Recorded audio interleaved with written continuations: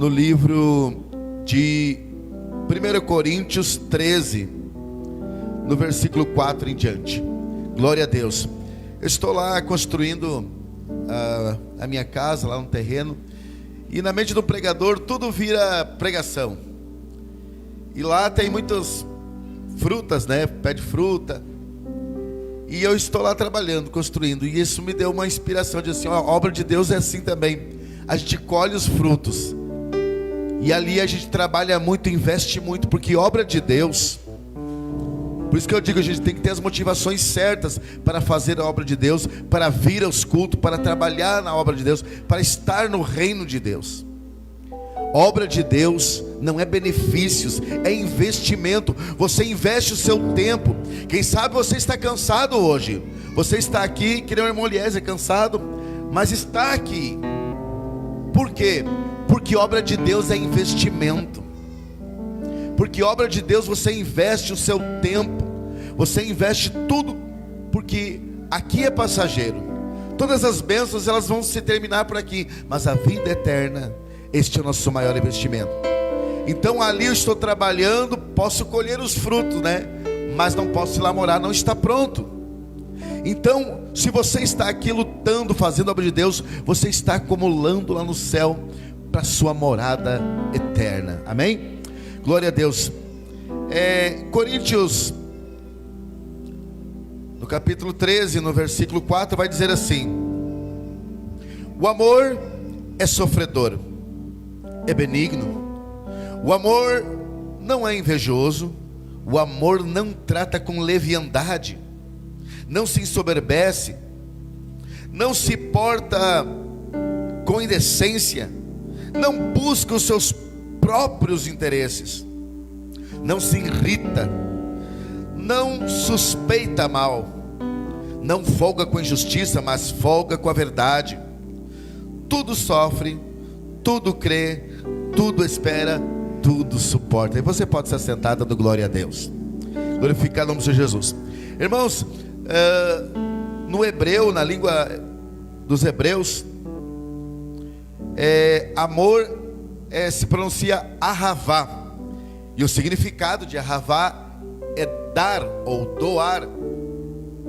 O maior amor de Jesus foi doar a sua vida para que os nossos pecados sejam perdoados. Então, se nós tivermos amor, nós se desapeguemos e doemos. Só que é muito difícil doar, a gente gosta mais de ganhar. E a Bíblia nos vai nos dizer que mais bem-aventurado é dar do que pedir em troca. Irmãos, essa palavra amar, doar, meu irmão uma vez ele tinha o carro dele, estava sempre gastando o carro dele, e as pessoas sempre vinham pedir para ele fazer corrida, levar para o hospital. E eu inventei, também não tinha discernimento, inventei dizer para ele assim: mas tu investe tanto nesse carro, e as pessoas andam no teu carro e não te ajudam. Ele diz assim: olha, melhor é estar no lugar de quem ajuda do que quem precisa de ajuda. Aí aquilo me calou para sempre, e eu nunca mais esqueci aquela frase: melhor é ajudar, melhor é doar do que precisar de ajuda. Glorificado e exaltado é o nome do Senhor Jesus. Eu quero usar de base para as minhas palavras hoje um texto muito conhecido da igreja, que é a parábola do bom samaritano. Quem sabe você ouve essa palavra bom samaritano e não sabe nem o que é samaritano.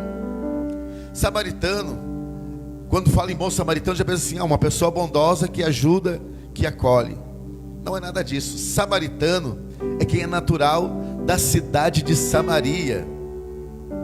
Samaria, o qual, quando o reino de Israel foi dividido em duas partes, era a capital do reino do norte. E porque Jesus gosta de usar o samaritano como exemplo, né? Salvou uma samaritana à beira do poço, e aqui ele vai usar a figura de um samaritano. Sabe por quê? Porque os samaritanos, como eles tinham muitas etnias diferentes, pessoas estrangeiras ali, e ali iam, né, formando famílias, já não eram mais puros. E os judeus, eles queriam que a linhagem deles fosse pura, porque eles tinham uma promessa que da tribo de Judá sairia o Salvador. E até os dias de hoje eles estão esperando um Salvador, porque eles queriam um Salvador que viesse a salvá-los na parte política. Iam salvar eles do domínio de Roma.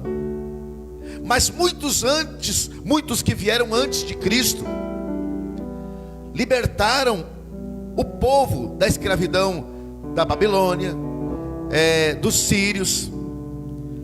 Mas isso não adiantava nada, porque quando eles estavam bem, eles abandonavam a Deus. Então a prisão, a libertação que Jesus trouxe, foi a principal que o povo não tinha, que era a libertação espiritual. Vários antes de Jesus vieram e fizeram isso, libertaram o povo, mas o povo continuava cativo, porque era só terminar, a luta, a peleja deles, e eles voltavam de novo a desobedecer a Deus. Vejam bem, eu acho lindo essa mensagem. Essa mensagem, ela me tocou muito. Hoje eu estava meditando, já preguei essa palavra, que a palavra de Deus vai nos dizer aqui em Lucas 10:25, assim: e eis que se levantou um certo doutor da lei, tentando-o, experimentando Jesus, e dizendo: mestre, o que farei para herdar a vida eterna? Irmãos, entendam que Jesus, ele era um pregador itinerante. Ele não pregava no templo, até pregou, mas o foco dele era ter contato com o povo. Aonde ele chegava, existia dois tipos de pessoa: discípulo e seguidor. É como eu estava dizendo, há pessoas que elas querem como um trabalhador. Uns perguntam como é o trabalho e outros perguntam como é o salário. Está entendendo? Qual que você vai dar mais crédito? Aquele que pede pelo trabalho ou aquele que pede pelo salário? E assim, irmãos, existia dois tipos de pessoas que seguiam Jesus: os seguidores e os discípulos. Você que está essa noite aqui, você é discípulo de Jesus, porque o discípulo, ele seguia Jesus para aprender. Tanto que quando os seguidores que iam por causa dos benefícios, por causa das curas, das multiplicações, muitos iam até para se alimentar, porque Jesus muitas vezes alimentava o povo.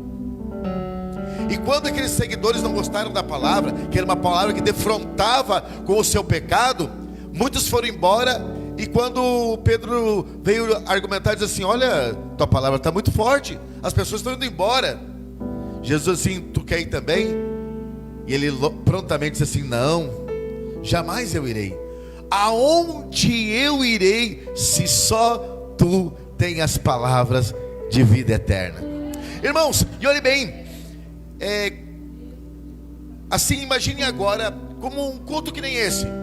Jesus estava explicando a palavra, e ali nos judeus eles tinham o costume assim: quando alguém queria argumentar alguma coisa, questionar alguma coisa, ele se colocava de pé, e aquele que estava trazendo aquela mensagem, ele ia parar e ouvi-lo.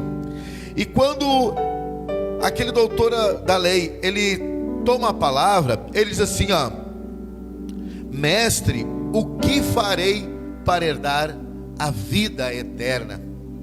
Irmãos, ele vai perguntar logo para o dono da vida o que ele pode fazer para herdar a vida eterna.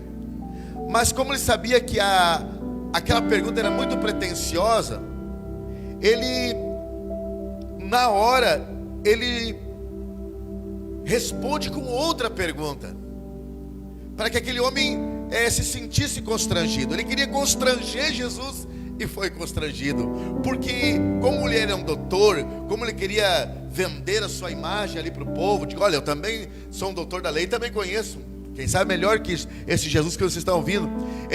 Quando ele quis se pagar dele de bom, Jesus disse para ele assim: e ele disse: que está escrito, como ler? Ele faz uma pergunta para Jesus, e Jesus responde a pergunta dele com outra pergunta. Bom, se você é doutor da lei, então diga com as tuas palavras.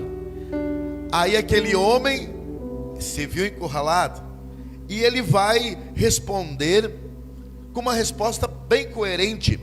Ele diz assim: e respondendo ele disse: amarás o Senhor teu Deus de todo o teu coração, de toda a tua alma, de todas as tuas forças e de todo o teu entendimento, e ao teu próximo como a ti mesmo.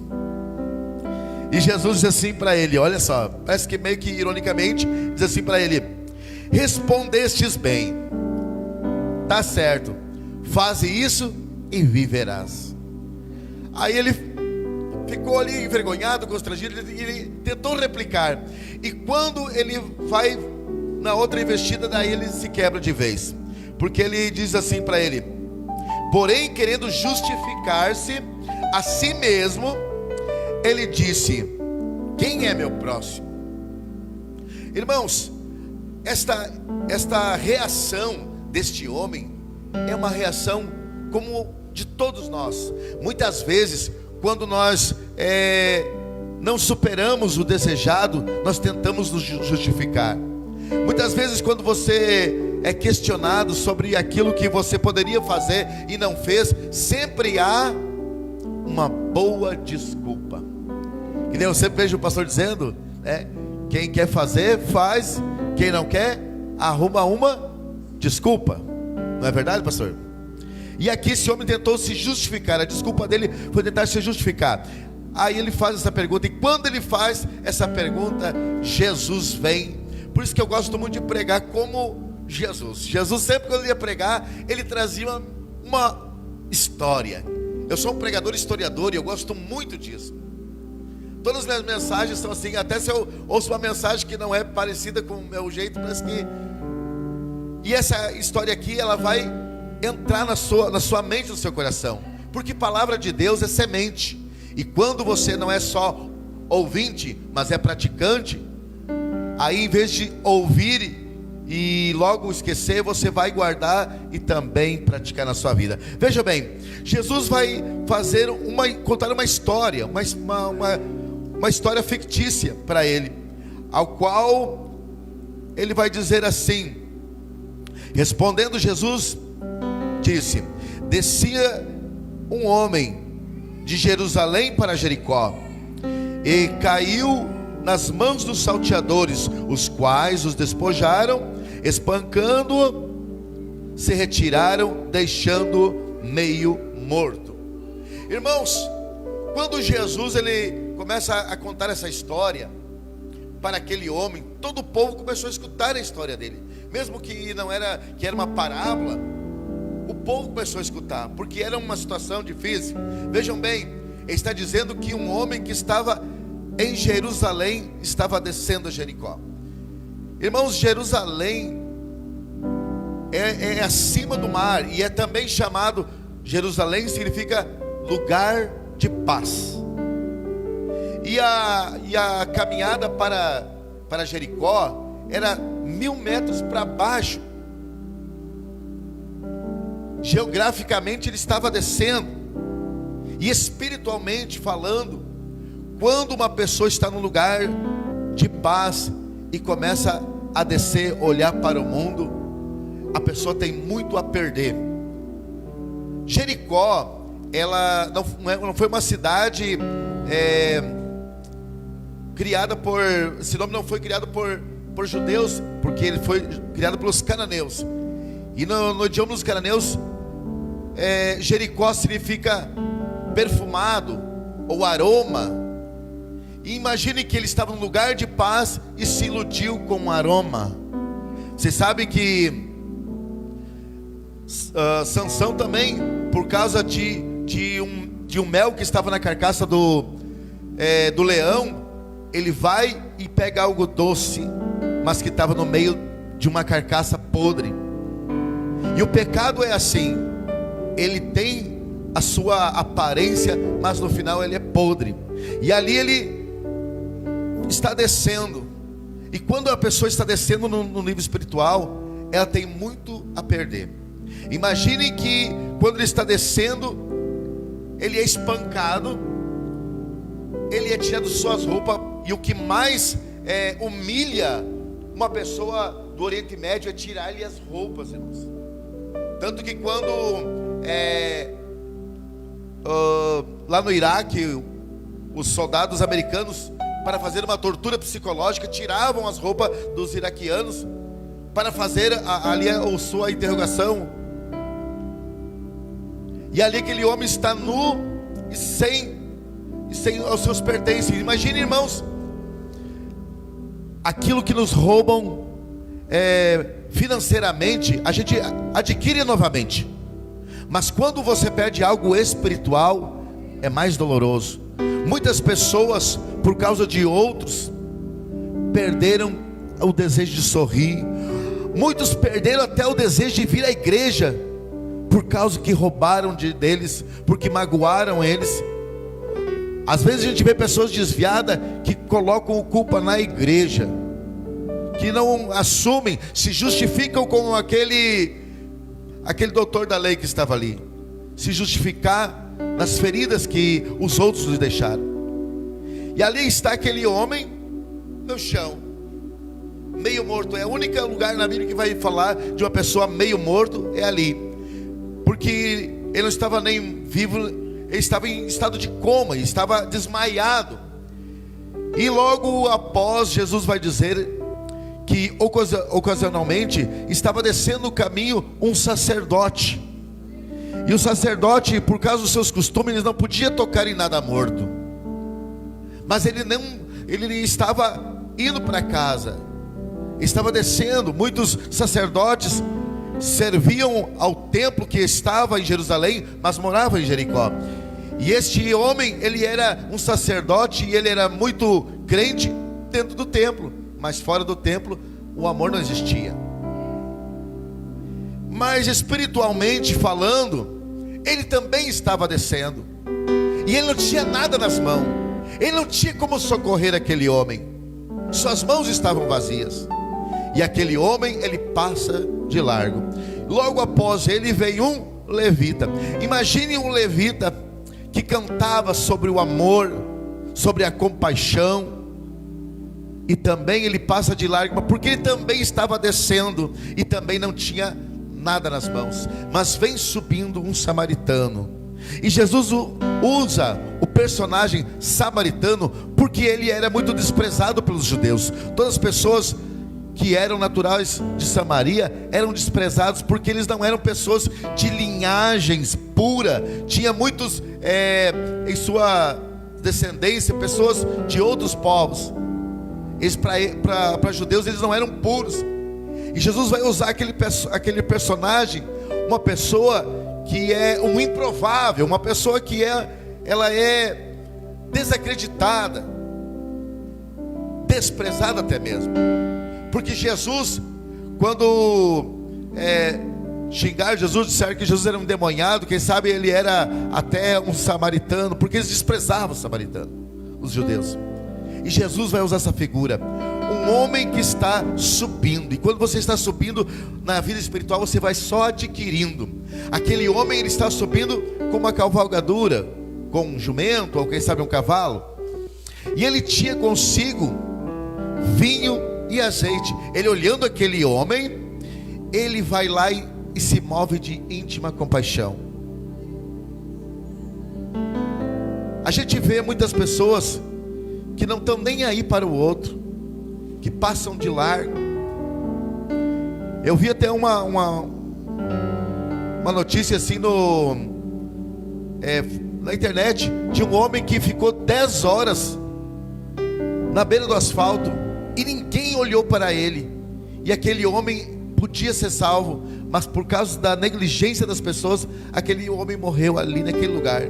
Aí quando uma pessoa apareceu, já era muito tarde. E esse homem aqui dessa história, ele teve tempo, porque aquele samaritano vai passar ali e vai se mover de íntima compaixão. O amor ágape, o amor ahavá, como diz os judeus, o amor de doar, o amor de se sentir feliz em poder ser útil. Aquele homem, ele tinha nas suas mãos algo para poder socorrer aquele homem. E ele vai ali, naquele momento, e passa o vinho sobre suas feridas. E o vinho aqui significa a comunhão com Jesus.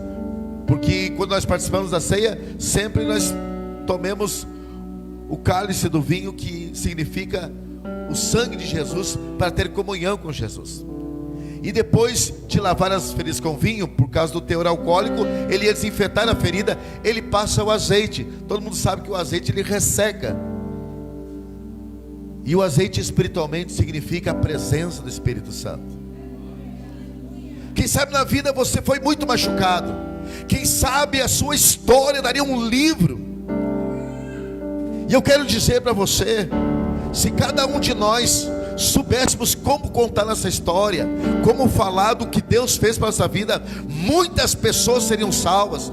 Porque não é os pastores que passam nesse púlpito que enchem a igreja, é a igreja que enche a igreja, é rebanho que gera rebanho. Porque quando você, eu e você, estamos lá na rua e dissemos assim, ó, olha aqui, ó, quando eu comecei na igreja do Juliano, do pastor Juliano, igreja de Jesus, mas vocês estão entendendo o que eu quero dizer. Quando eu comecei a ir naquela igreja, a minha vida mudou, as minhas finanças mudaram, eu fui liberto dos vícios, eu fui liberto da ansiedade, depressão. A minha vida mudou, minha vida melhorou. As pessoas que ouvem, elas vão dizer, olha, eu também vou seguir a receita dele, eu também quero ir lá. Está entendendo? Porque eu quero dizer, a palavra de Deus sempre diz ali, que todas as coisas cooperam para o bem daqueles que amam a Deus, aqueles que foram chamados segundo o seu propósito. Se você está aqui, é com propósito. Você acha que você está aqui bonitinho, você está no banco para receber bênção? Não, você foi chamado com um propósito. Porque enquanto você está dando glória a Deus aqui, Deus está trabalhando lá no teu lar, Deus está trabalhando na tua família. Você gostaria que tivesse toda a sua família aqui, né? O cônjuge de um lado, o filho do outro, e todas as pessoas que você ama. Mas numa reunião mundial, não ia ir o mundo inteiro num lugar só, ia só os representantes. Você é representante essa noite da tua família, das pessoas que você ama. E Deus quer muito mais de você, que você ame as pessoas que você ama do seu convívio, o seu próximo. Porque às vezes a pessoa ama muito aquela pessoa lá do Facebook. Eu amo essa pessoa porque ela diz que eu sou lindo. E daí conversa e passa a noite toda numa rede social falando com uma pessoa. Mas o próximo, que a Bíblia diz, é o que está próximo. Esse não ama, esse xinga, esse humilha. É a verdade, não é? Vamos viver a realidade, irmãos. A palavra de Deus, ela só traz efeitos se ela nos defronta. E eu digo isso por experiência própria. Eu já tive tanto conectado, e as pessoas que estavam do meu lado, eu nem conversava. Isso é amor ao próximo? Eu desconheço mesmo. E olha só, voltando aqui a mensagem, ele coloca aquele homem em cima da sua cavalgadura, porque ele estava desmaiado, e ele vai para uma hospedagem. Irmãos, aqui essa cavalgadura simboliza o Evangelho, porque o Evangelho leva você à igreja, a hospedagem, lá onde tem um hospedeiro, o pastor, que vai cuidar das suas feridas, que vai te aconselhar. Esse hospedeiro também, ele é simbolizado pelo Espírito Santo, porque quando Deus começa a tratar a tua vida, as tuas feridas, o Espírito Santo, ele se chama Espírito Santo Consolador. Ele te conforta, te reconstrói, ele te faz forte, ele te motiva. O Espírito Santo, meu Deus. Irmãos, o Espírito Santo é que nos motiva a fazer o bem. Irmãos, eu gosto muito de ler e conhecer a história dos avivamentos desde do Pentecoste. E todos os avivamentos que eu vi na história, porque nós conhecemos muito o avivamento lá do dia de Pentecostes, aonde é a primeira vez que o Espírito Santo desceu na terra para todos, porque antes o Espírito Santo era só para reis, para pessoas que iam fazer tarefas específicas, né? Como Sansão, que o Espírito se apoderava dele. É a única parte que fala sobre se apoderar. O Espírito Santo se apoderava dele e ele ficava com uma força descomunal e matava 1000 homens sozinho. Mas a partir do Pentecostes, o Espírito Santo foi distribuído. E quando o Espírito Santo, ele toma governo das vidas, a primeira coisa que acontece é o amor de Deus pela compaixão das outras pessoas, das pessoas que você não conhece. Ele começa no teu coração te fazer útil para o reino de Deus. Uma pessoa cheia do Espírito Santo, tudo que ela mais quer é ver uma pessoa se convertendo. E eu estava lendo ali uma história dos moravianos. Esses moravianos, eles eram pessoas que muitos conhecem sobre o relógio de oração, que eles oraram, cada um pegava uma hora de oração e começaram a orar, esses moravianos, lá na Alemanha, e esse costume durou por mais de 100 anos. E o avivamento que caiu sobre a vida deles fizeram com que eles espalhassem pelo mundo todo, a ponto de alguns até mesmo se venderem como escravos, para poder ali no meio dos escravos pregar o evangelho. Isso é o avivamento. Toda vez que o avivamento entrar em nossas vidas, o primeiro efeito do avivamento, se o Espírito Santo realmente tomar governo na tua vida, o primeiro efeito vai ser fazer a vontade de Deus e ganhar almas para o reino de Deus. Olhe bem, quando ele chega com aquele homem na hospedagem, eu acho lindo que ele paga adiantado. E a tua vida, a tua salvação foi pagada adiantada. Sabe com o quê? Com o sangue vertido lá na cruz. Por isso que você está aqui hoje. Porque aquele hospedeiro, ele foi pago adiantado para cuidar. E aqui o Espírito Santo de Deus está cuidando de ti. E o pagamento foi adiantado. E olhe bem, irmãos, eu vejo uma revelação, eu vejo além. Essa palavra, ela vem para falar o que nós devemos, como nós devemos proceder. Mas eu vejo além. Sabe por quê? Porque o samaritano representa Jesus. E ali na Bíblia vai dizer que ele dá 2 denários. Isso corresponde a um dia de trabalho, cada denário. Um denário valia um dia de trabalho. Só que para Deus, um dia vale como 1000 anos. Então se ele pagou 2 denários, vale por 2000 anos. E ele disse assim, ó: quando eu voltar, o resto te pagarei. Então quer dizer, irmãos, que já era para Jesus ter vindo, irmão. Até a própria vinda de Cristo já estava prevista, irmão. Então não falta mais nada. Vamos fazer a vontade de Deus.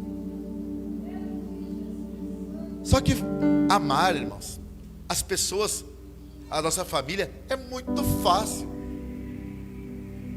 Amar as pessoas, nossos filhos, nossos pais, nossos irmãos, é muito fácil.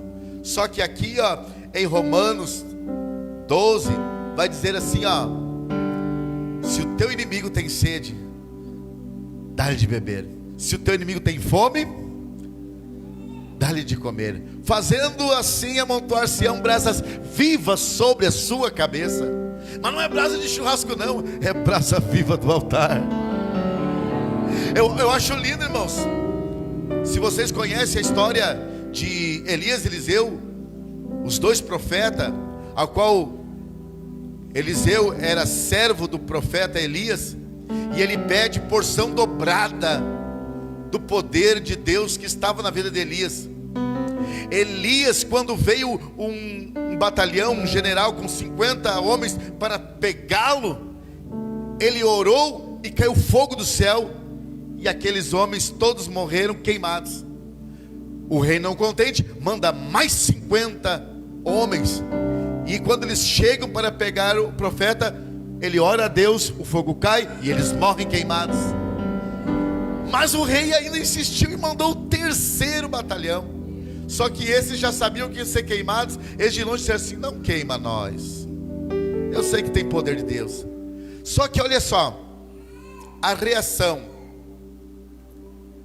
de Elias e de Eliseu, que estava com o dobro do poder do Espírito. Quando veio um exército sírio pegar ele, o que ele fez? Pediu a Deus: segue estes homens, fere eles de cegueira. E sabe o que ele fez?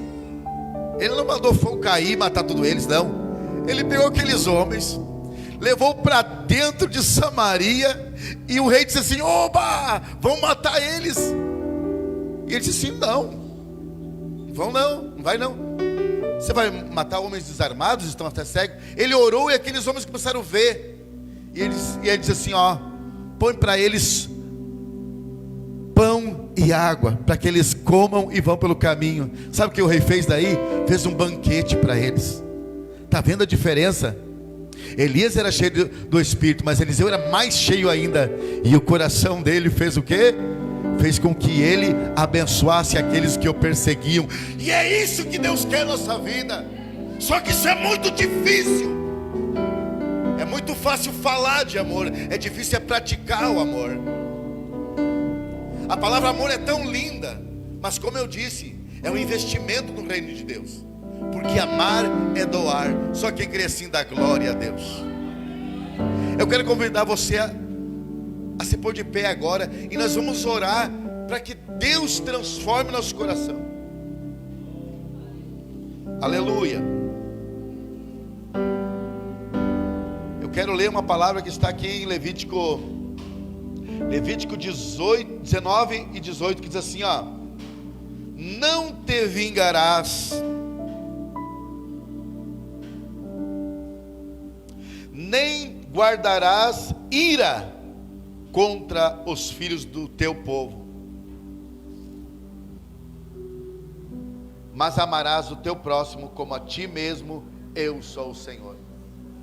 Está vendo? Lá no comecinho da Bíblia, o terceiro livro da Bíblia, tempo da lei, tempo da graça, o amor sempre foi pregado. Porque, irmãos, Jesus, ele veio. Pode ver que no Novo Testamento você vê Paulo mostrando os parâmetros cristãos, como os cristãos deviam se portar, como eles deviam se comportar. Mas Jesus, ele trouxe uma mensagem que é o pilar da mensagem de Jesus. O eixo da mensagem de Jesus era o amar ao seu próximo como a si mesmo. Por quê, irmãos? É a palavra principal. Amar o próximo como a si mesmo. Porque se você amar o próximo como a si mesmo, você não vai furtar dele. Porque se você amar o próximo, todos os outros você vai praticar. Se você, meu Jesus tinha uma mensagem que ia mudar o mundo, mas ele foi rejeitado. Porque o amor ao próximo, as pessoas não se ofenderiam, não enganariam, não mentiriam. O amor é o remédio para curar o mundo, mas os homens rejeitaram. E eu quero dizer, vamos orar para que Deus coloque este amor em nossas vidas. Vamos orar para que Deus venha colocar este amor de sofrer até mesmo por uma pessoa estranha, de fazer aquilo que ninguém faz, e Deus abençoará nossas vidas. Só quem quer receber mais desse amor. Aleluia. Quando a palavra fala de bênção, de vitória e de poder, as pessoas recebem de um jeito. Mas quando a palavra vem ensinar nós aquilo que nós precisamos, é diferente a nossa reação. mas nós precisamos ter mais amor. Nós precisamos doar. Amar é doar. Doar mais nosso tempo ao nosso próximo. Ao próximo é o quê? Aquele que está do nosso lado. Se nós amarmos nosso próximo, é um começo. Se nós amarmos nosso próximo, nós vamos chegar muito mais além ainda. Mas começamos pelo nosso próximo, que está ao nosso lado. Louvado seja o Senhor. Vamos orar. Eu quero orar e logo entregar para o pastor. O que Deus tinha para falar, Ele falou. Senhor, meu Deus e meu Pai, eu quero te agradecer, Senhor, por esta noite, por essa mensagem que o Senhor me deu. Deus, se eu não me expressei direito, Pai, eu peço que o Teu Espírito Santo, que está no coração de cada um, venha a discernir, que venha gerar frutos do Espírito, essa palavra na vida de cada um. Que como uma semente plantada, Senhor, essa palavra venha gerar fruto do coração da Tua igreja. A Tua igreja venha amar mais a Tua obra, amar mais